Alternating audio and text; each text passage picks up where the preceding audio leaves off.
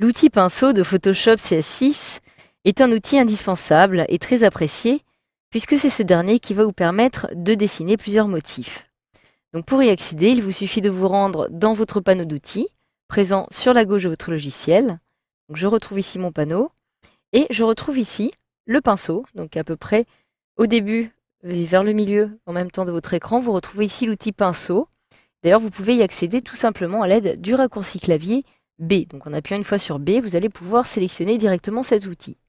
Alors si l'outil pinceau n'apparaît pas, il vous suffit de réaliser un clic droit à l'intérieur et vous allez retrouver ici outil pinceau, crayon, emplacement de couleur, pinceau mélangeur. Vous sélectionnez alors pinceau et j'ai donc maintenant, comme vous pouvez le voir, un petit curseur qui apparaît avec un petit cercle. Il s'agit en fait de la taille de mon pinceau. Donc comme vous pouvez le voir, celui-ci actuellement est plutôt petit. Il va donc me permettre, par exemple, de réaliser différentes formes afin de colorier ici le petit oiseau qui apparaît ici. Donc je peux colorier à l'intérieur, comme cela, directement à l'aide de mon pinceau. Alors maintenant, si je souhaite par exemple colorier les petites bulles qui apparaissent ici, les mains ou encore la terre, eh bien je vais pouvoir modifier certains paramètres de mon pinceau. En effet, je peux par exemple décider de modifier, si je le souhaite, le diamètre de ce dernier, afin de passer un peu moins de temps à colorier. Donc pour modifier ces options, je vais me rendre dans la barre d'options qui apparaît ici tout en haut. Je retrouve ici mon pinceau qui est sélectionné. Ici, j'ai 15. Donc il s'agit en fait justement de la taille en pixels du diamètre de mon pinceau.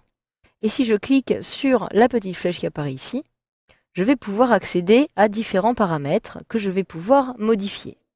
Donc, parmi les différents éléments qui se trouvent ici, je peux, dans un premier temps, si je le souhaite, modifier l'épaisseur, justement, donc le diamètre de mon pinceau. Celui-ci actuellement est à 15 pixels, ce qui est un peu petit.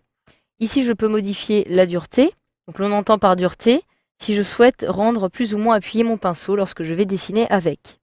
Donc cette dureté va de 0 à 100% et je peux aussi la modifier à l'aide de cette petite glissière. Enfin, en dessous, je vais retrouver ici les différentes formes possibles qui me sont proposées par Photoshop. Donc, tout au début, je vais pouvoir retrouver des formes rondes, des formes plutôt basiques, et par la suite, je vais retrouver des formes de brosse spécifiques. Et plus je vais descendre, je vais retrouver cette fois-ci des formes plutôt originales proposées par le logiciel, comme par exemple ici des herbes, des fleurs, des feuilles, même un papillon. Donc je vais pouvoir par la suite utiliser ces différents éléments. Donc dans un premier temps, je vais m'intéresser à l'épaisseur et à la dureté. Donc je retrouve ici l'épaisseur, donc le diamètre de mon pinceau. Par exemple, pour colorier la petite planète qui apparaît ici, je vais pouvoir décider d'augmenter l'épaisseur. Donc je peux regarder au fur et à mesure avec mon pinceau en le plaçant par-dessus et augmenter comme ceci l'épaisseur de façon à atteindre à peu près une taille qui pourrait lui correspondre ici donc à 158 pixels.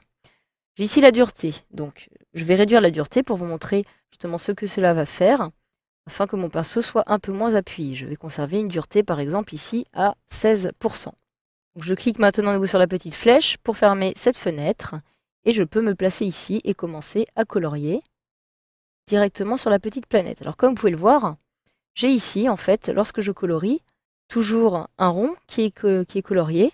Et par contre, les contours ne sont pas clairement définis. Pourquoi? Tout simplement parce que j'ai modifié la dureté et donc mon crayon va être beaucoup moins appuyé. Ils ne sont pas aussi nets que précédemment lorsque j'avais dessiné ici par exemple. Alors maintenant, je vais cette fois-ci décider de remettre la dureté à 100%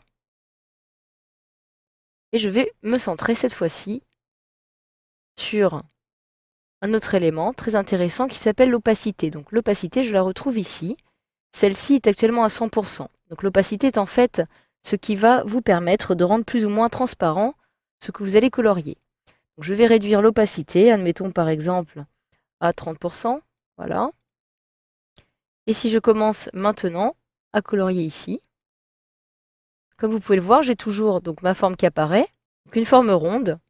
Les contours sont plutôt bien définis, mais par contre, à l'inverse des autres éléments que j'avais précédemment dessinés ici, comme vous pouvez le voir, celle-ci est plus ou moins transparente, elle apparaît donc d'une couleur beaucoup plus claire. Cela me permet donc par exemple, lorsque je colorie sur les formes, comme vous pouvez le voir, d'avoir une transparence et de pouvoir voir ces formes à travers mon coloriage.